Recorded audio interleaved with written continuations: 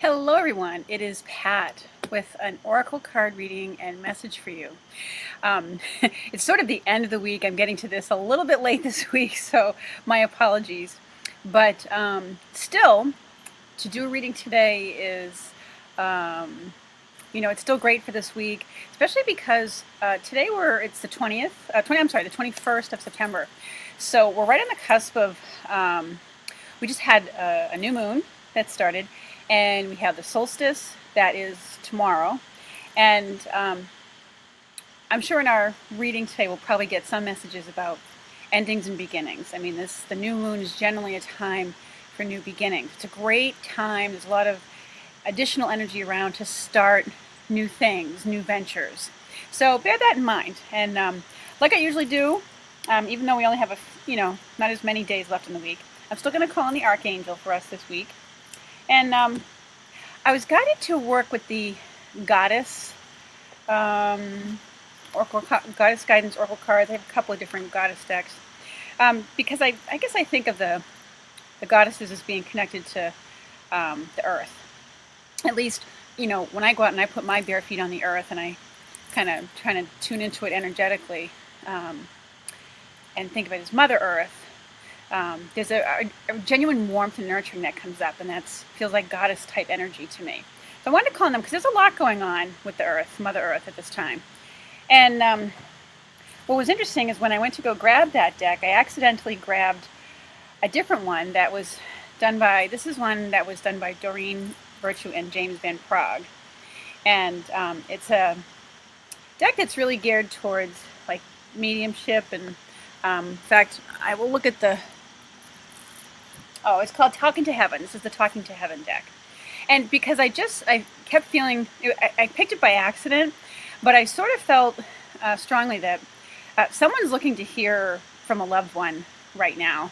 And it may be that many of you are because of, some tragedies that have gone on. I mean, there's a lot of people that lost their lives in the earthquakes in Mexico and maybe in other places around the world, and the hurricanes that have come in. So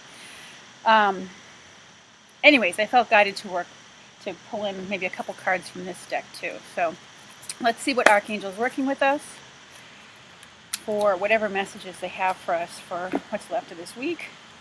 These two sort of, okay, these two are sticking out, so I'm going to pick them because they look like they want to come out. The first one is, this is Michael with crystal clear intentions, okay? And he says, be clear about what you desire and focus upon it with unwavering faith. So it's time to take a little time aside and think about what it is you really want out of a situation, out of your life, what your intentions are for it, okay? The reason why I think Michael comes through this message is because the angels can often best help you when you're clear. When you're not sure what you want, it's kind of like a parent who's dealing with a young child who's saying, Mommy, can we go here? But Mommy, I want this. And, kind of going in a bunch of different directions. And you're just looking at them saying, I'm happy to help you, but I don't know what you want. So Michael comes in with this message of be really clear. And he's a strong angel, Archangel Michael is. And so in the description of this card, he even says, be bold about stating what you desire. Be willing to boldly admit it to yourself. And once you get clear, your direction becomes clear. So it's about, I feel like this is going out to some people who need to settle maybe some drama that's going on in your workplace or with someone in your life or your family. And it's just time to sit down or have a conversation or communication with that person to be really clear and upfront. So, and to come to an understanding about something or to clearly state what your intentions are. So that's part of Michael's message for this week. The other one that came out was, we all love this one. This is Archangel Ariel saying your material needs are provided as you follow your intuition and manifest your dreams into reality. And she literally has the cornucopia of coins dropping out. She's pouring them on you. And when this card shows up, it does literally mean real, tangible, spendable money. Okay? So that's maybe some good news for some of you out there. Maybe long awaited, or it may be just a woohoo, you know, this is nice. But there's an increase in prosperity, or it may come in the form of a lump sum, a windfall. You know, just maybe a bonus check that you weren't expecting, or maybe that house finally sells if you're a real estate person, you know. But it's letting you know that prosperity is coming in for you. And like I said, when she shows up, real, tangible, spendable money, okay? I mean, of course, that's not the only way prosperity shows up. It can show up in a number of ways, but I find with this card, it's definitely real money. So, and Ariel is she's one of the archangels we think of as the prosperity archangels, because she oversees the fairy realm. She's one of the angels is considered like an environmental angel. She's very involved that way with things of going on the earth, and she helps us to get our material needs met. Okay, so those are the angels. And it, you know, they may even work together. Be clear. If you're going into a job interview, be clear about the kind of money and salary that you want. Even if you don't necessarily state it out loud to the person you're interviewing with, you know, go in or go looking with the intention of attracting the level of salary or money that you desire. Okay? So, let's take a deep breath. And it feels like there's a grandpa or grandfather that wants to come, that's looking to say hello to somebody. And I do feel like it's someone who they refer to as more of a grandpa than a grandfather, or papa or pepe kind of thing. Definitely a grandpa. But let's see.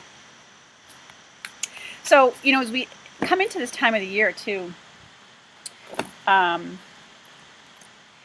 you know, as we start to approach Halloween, which is a celebration of Samhain, or Samhain or Samhain or something like that. Anyways, forgive my pronouncement of it. But it's the time of the year in certain cultures where it's considered that the veil is the thinnest. So in some ways, it's not surprising that we may think of our loved ones a lot more, who have passed, a lot more often. We might feel them around. We might be noticing signs from them. So, you know, pay attention to that. Have that conversation. Okay, I'm going to pull one from James Van Praag's deck here, the Talking to Heaven, and see if there's a message that comes out for all of us for this week, given that I've felt like that was going on. There's also a mom coming through for somebody, and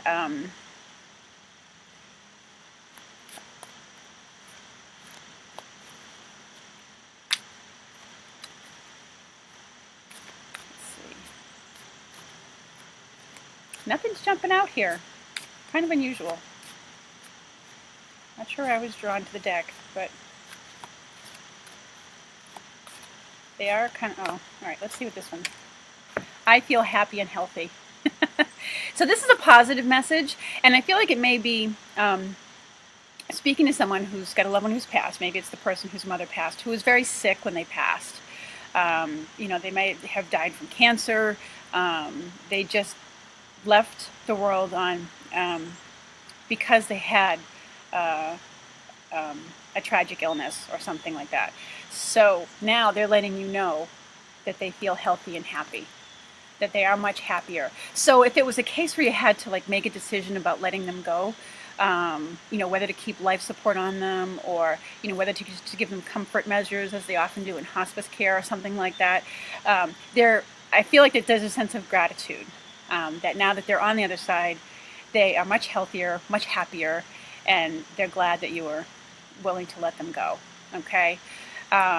So there's a happiness that they found. There was loved ones around, and it's much freer for them now that they're gone. Okay? So that message is for someone out there. Now let's see what the goddesses want to tell us. We have about 5 minutes left here. Goddesses, what's your... Oh. Alright, there's 3 or 4 of them that popped out there, but I'm going to whittle it down to just a couple. Alright, there's one. Ooh, there's 2. Okay. Oh, alright, and there's a... Wow, that one came out twice. Alright. So, there's a message from Ishtar. And this message says, it's about boundaries. And it says, love yourself enough to say no to others' demands on your time and energy. All right. And this goes back a little bit to being what Michael's message about being clear. All right. You have to be clear with yourself and have an understanding of, you may be in a space where you're just feeling tired and maybe you need to have some respite and some time out for yourself, or maybe you're feeling a little stretched. So you need to have clear intentions about what your boundaries are, how much you're willing to do, how much you're willing to not do, and stick to those. All right. Ishtar comes up when, oftentimes when we've been spreading ourselves a little bit too thin. And there is something that I wanted to read from she makes a very good point in here about an important distinction is what I want to say, sorry. Yeah, there's a distinction between giving of yourself and giving up yourself. Okay, if you're feeling tired, guilty, resentful when you're helping others, like you'd really rather be home resting or getting something else done, pay attention to that. It's telling you you're overstretching yourself a bit. So this card often comes up when you need to set clear boundaries with people and be really clear with yourself about what you're willing. And it's okay to say no sometimes, to give yourself that time to rest and be doing something pleasurable for yourself, okay? So the next card that came up was the Arts. And it says express yourself through creative activities. So these are kind of like a little story here, what's going on. It's time to say no to other people's demands on your time and do something creative for yourself. It's very nurturing to the soul and spirit to do something creative, whether it's flower arranging, making a mosaic, painting, doing some painting, whether you paint for art or paint a room in your house, whatever, or creating a song, writing music, whatever that is for you. For some people, it's writing something. It's time to pursue some creative endeavors for yourself. This is a time of new beginnings, and you never know what that's going to spark or generate for you. All right? And the last card that came up has to do with past life issues. All right? It says the situation involves your past life memories. So it's letting us know that something's coming up or some issue that we're dealing with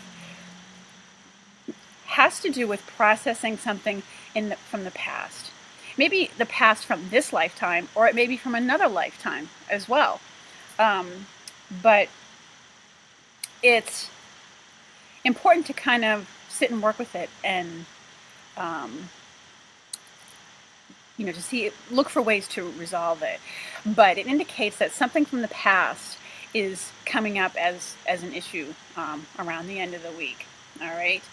And it might be something that needs resolving, something you thought maybe was taken care of but wasn't, or just a blast from the past that you hear about with something happening to somebody, or just like an old issue that you need to resolve within yourself, something that happened in a relationship that never really got resolved. So that's all. It's just indicative that something from back when is coming up for you again. All right. So, anyways, those are our messages. I hope, please leave me any notes or messages or comments if it resonates with you, and maybe how it resonated with you. But anyways, until next time, take care. Happy solstice. And I look forward to speaking with you again soon. Take care, everyone.